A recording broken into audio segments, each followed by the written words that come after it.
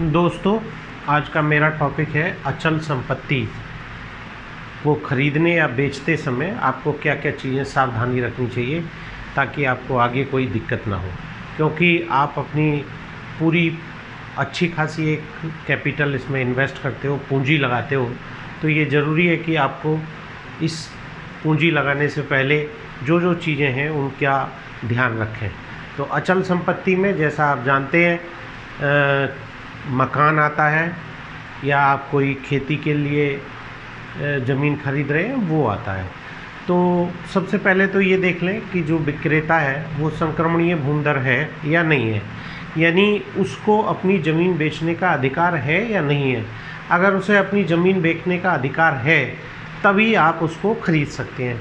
क्योंकि खेती की ज़मीन लेने में खतौनी में जब आप देखेंगे तो कई तरह के भूमिधर होते हैं, जिनमें मुख्यतया तीन तरह के हैं, जिसमें एक संक्रमणीय है, असंक्रमणीय है, एक आसामी है।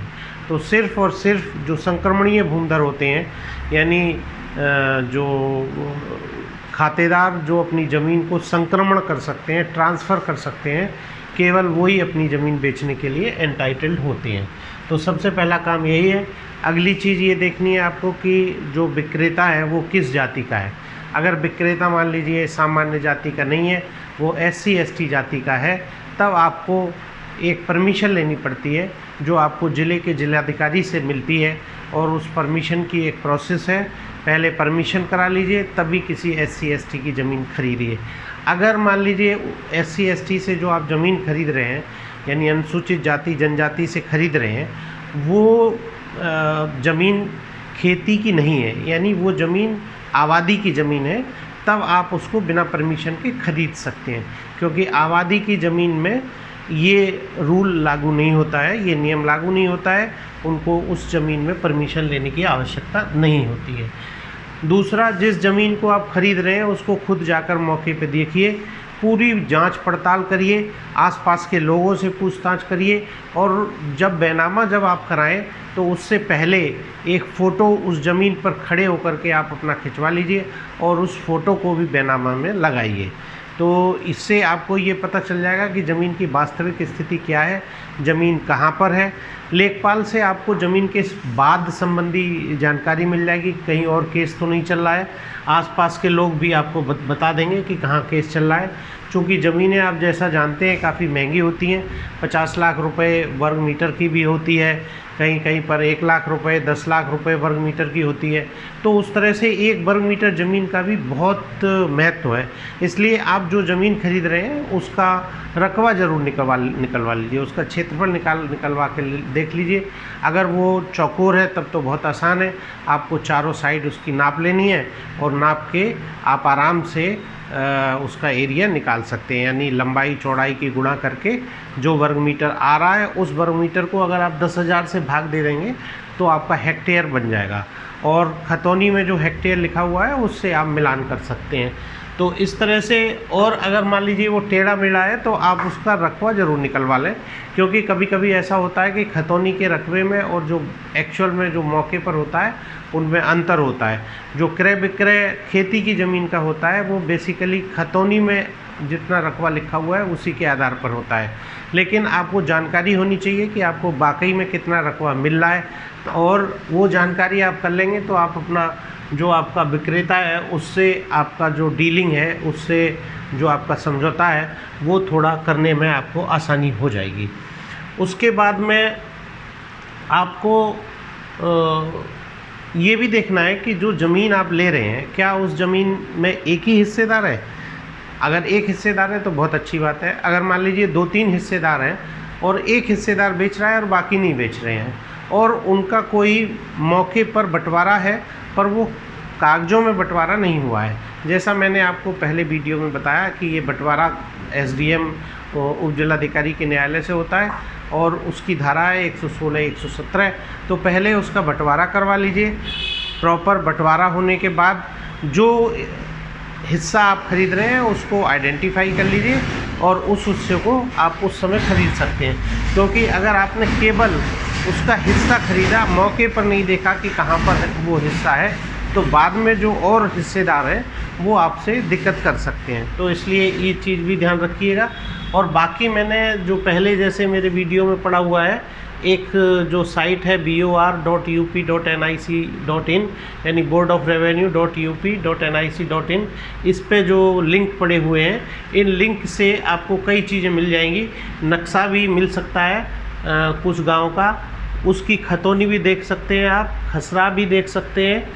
और बाकी अगर जो एक अभी जो रियल टाइम खतौनी बन रही है, अगर उस गांव की रियल टाइम खतौनी बनी हुई है तब तो बहुत ही अच्छा है। उसमें बाद की स्थिति और 19 कॉलम है, उसमें काफ़ी ज़मीन की डिटेल है, तो उससे तो आपको और ज़्यादा जानकारी मिल जाएगी। तो इस तरह से आप ये देख लें कि पूरी जांच पड़ताल के बाद ही खरीदें, और जांच पड़ताल पूरा बढ़िया से करने के बाद में। इसी तरह से आप देखिए कभी कभी जो बिल्डर्स हैं, मतलब वो भी आपको ज़मीनें देते हैं। तो आप अगर मान लीजिए कोई प्लॉट ख़रीद रहे हैं और बिल्डर ने कोई आपको इतना एरिया बताया, तो आप मौके पर जाकर के उसको नाप जरूर लीजिए, खुद फीता ले जाइए और उसकी पैमाइश वर्ग मीटर में कर लीजिए, कितना वर्ग मीटर बैठता है।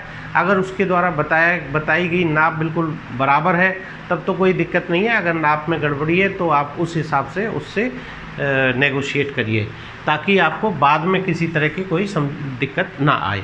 अच्छा, ज़्यादा अच्छा ये रहता है कि पहले ज़मीन खरीदने से पहले इसके संबंध में एक समझौता पत्र या इकरारनामा विक्रेता से तैयार कराया जाता है।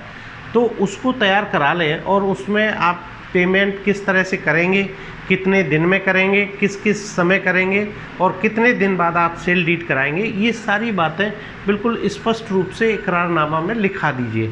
और इकरारनामा के समय आप कुछ बयाना देते हैं, यानी कुछ अग्रिम देते हैं। जिस आदमी से आप ज़मीन खरीद रहे हैं तो 10%, 5% जो आपका तय हो जाए उतना उससे दे दीजिए, और उसमें लिख दीजिए कि 6 महीने के बाद मैं फला दिन आपका बैनामा कराऊंगा, और उसमें पूरी शर्त लिख दीजिए। अगर किसी कारणवश मान लीजिए विक्रेता मुकर जाता है, तो उसमें आप ये भी डाल सकते हैं कि अगर विक्रेता की वजह से ये हमारा बैनामा नहीं हो पा रहा है तो हम पर डे 1000 रुपये विक्रेता देने का हमारे लिए उस पर देनदारी हमारी बनेगी।